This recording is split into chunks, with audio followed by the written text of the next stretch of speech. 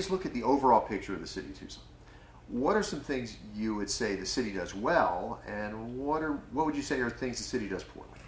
Well, I'm running for mayor of Tucson because I think that Tucson has limitless potential and that there's so much that we could be doing, but I'm very frustrated that we so often settle for the status quo, and I think that's been pervasive in Tucson for a long time. So I'm encouraging us to aim higher and really think about our vision of Tucson as a thriving 21st century city.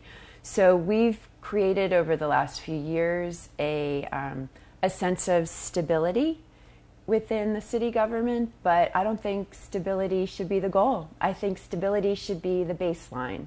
So what I would like to do is really focus on growing our economy and creating more and better paying jobs. I've been a businesswoman for 30 years. I used to work with multi-billion-dollar companies when I lived in New York, and I have my own business here. So I have real-world experience with growing companies, creating jobs, and I want to bring that to the city because I think that that is going to have incredible importance for us moving forward. What would be a specific example of the status quo you're citing, where the status quo is just not good enough? Our job growth last year was 1.2%. That was far below the state, Phoenix, the country. We are not even keeping pace with the growth that's happening in the country, and that is not good enough.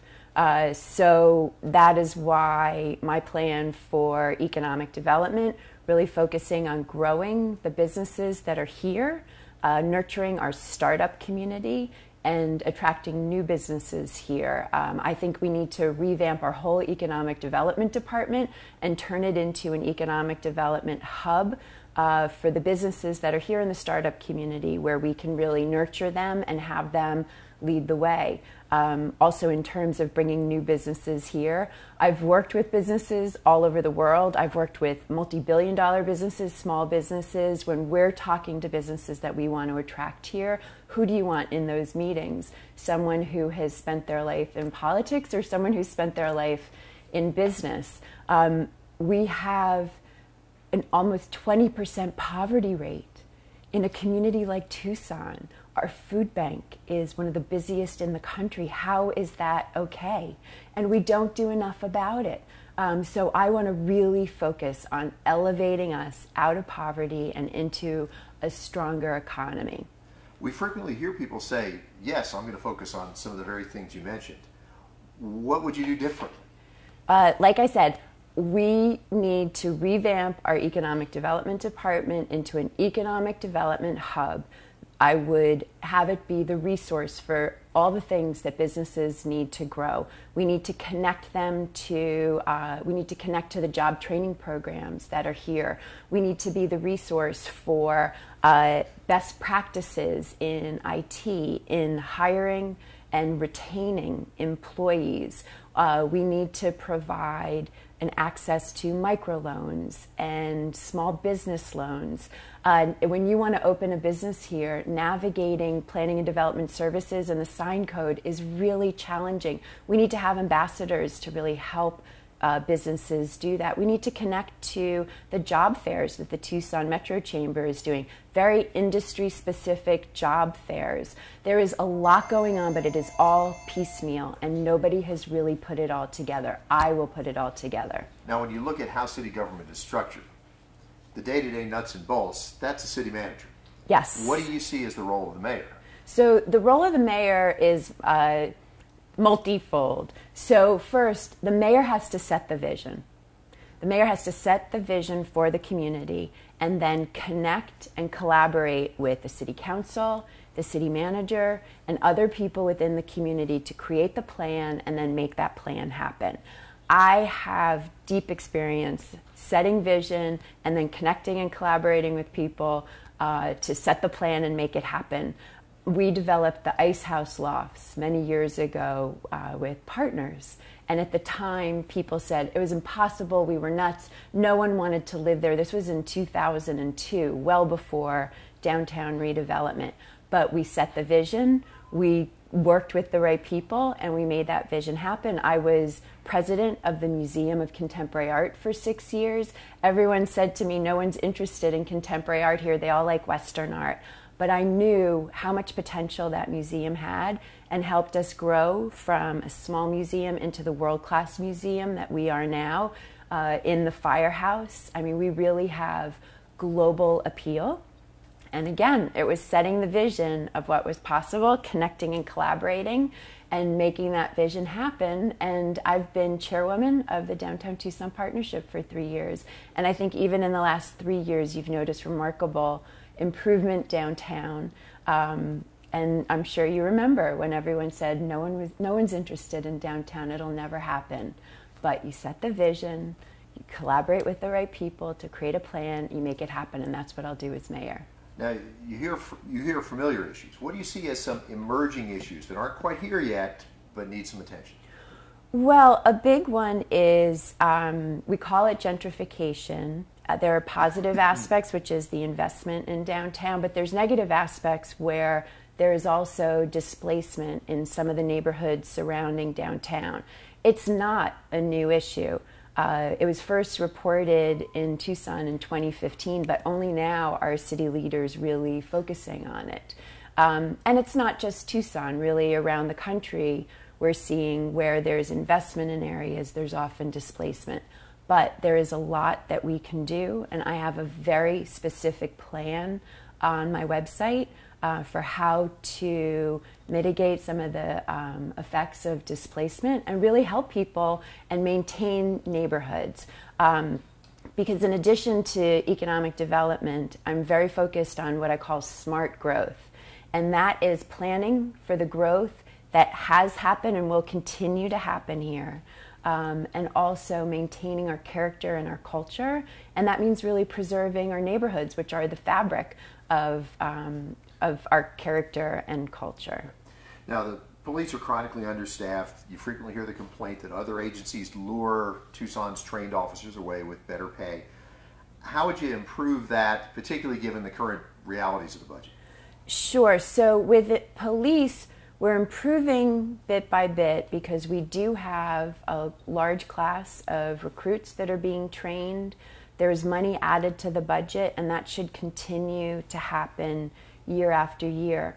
But some of the things that I've suggested for police are that we offer a $5,000 housing credit for those officers who choose to live in the city, because many of them live outside of the city. And the more officers that we have living in the city, the safer our city is.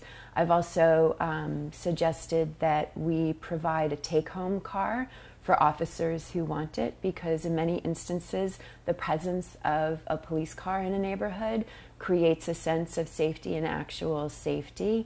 I've also advocated for when we go forward and renew Prop 101, I would be an advocate for that, that if the capital needs are met, so Prop 101 has money both for roads and for police and fire capital.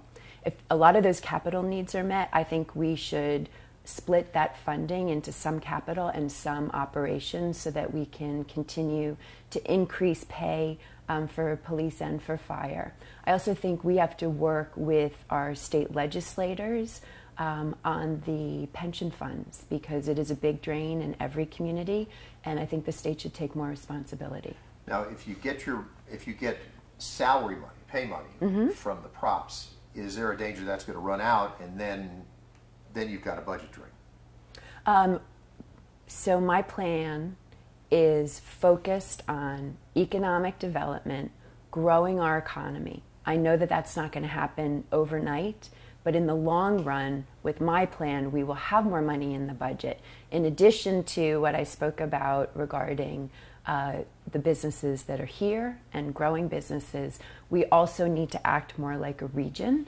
Right now we act like silos with the city and the county. It is inefficient, and I've spoken to both the city manager and the county administrator about areas where I see that there are inefficiencies and redundancies in service in places like parks, and also in planning and development services. They even suggested that lower courts, we could reduce efficiency. So when we do that, we can start investing that money right back into our community and improving our quality of life. Some places have gone to an overall county government that takes the place of the city-county combination. Would you advocate something like that? Well, I'll tell you, I know we've been held back by egos, quite frankly, and I don't have that problem. I am a collaborator by nature. I think the best ideas happen together, and I think that our strength as a community is as a region. Okay. Now, we are trying to keep to the list. Yes. And the next on the list is talking about improving economy and jobs, but you've already addressed that to some degree. Do you want to elaborate on it further, or just keep moving? I think that I've been pretty. Yeah, you've talked a lot. I have a very complete economic development plan on my website, and so people can reference it at randyformayor.com. We've also talked about handling growth, and you also address that as That well. is my smart growth. So my 3 pillars are economic development, smart growth, and sustainability. I think those are really the key to moving Tucson forward and turning us into the thriving 21st century city we should be. Now, just a few days ago, the advocates for the Sanctuary City Initiative turned in what they're pretty confident will be sufficient signatures to get that on the ballot. Right. What's your position on that initiative? You support it or oppose it, and why? So I am very proud that we are an immigrant welcoming community, and I think that we should be and should continue to be. I couldn't support the Sanctuary City Initiative because the state has made it so that if we officially declare ourselves a sanctuary city, we will be fined around $100 million a year. I don't think that that's something that this community can afford, especially when, in response to SB 1070, which is what this is largely in response to, the police in 2012 created a policy and then updated it again in 2017. And that policy addresses many of the issues that are in the initiative. So I'd like to see us work with the police and see if there's a way to get closer to what's listed in the initiative. So do you feel that the city can achieve a lot of those goals without using those 2 words that might trigger some sanctions? Yes, exactly. I think that is going to do it. Is there anything you feel like you just want to add?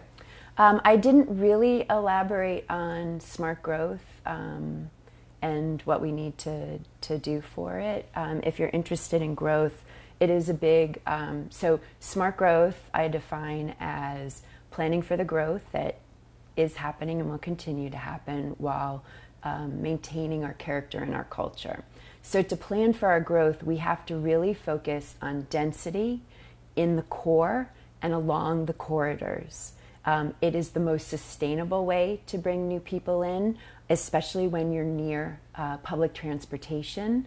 When you have people living close together near public transportation, you use a fraction of the energy that someone living in the outskirts in a single family home does. So as we plan for our growth, we have to really focus on enabling density in the core and along the corridors and improving our public transportation system. We also have to start employing smart city technology. It's crazy that we haven't already. But I met with the head of the Department of Transportation, Diana Alarcon. She's new and she's from Florida, where she has already done many of the things that I'm suggesting. Adaptive signalization, the simple act of using technology to get our lights to work in concert, would reduce our traffic congestion by so much, and she thinks it would almost eliminate the need for us to widen many of our roads. Our buildings, we need to record the data in our buildings on how they're operating so that we can get them to operate more efficiently and use that to constantly improve and build better buildings. Sustainability is a huge issue for this community, for every community, but especially in the middle of the desert. And so we need to be really vigilant that as we grow in a sustainable way. And the way to do that is to focus on density in the core and on the corridors and to improve our public transportation system, including expanding the streetcar. I know the city has worked to encourage infill to some degree. Have they done enough on that? They have done a lot with the infill incentive district. It's in a limited geography. I think there's more that we can do.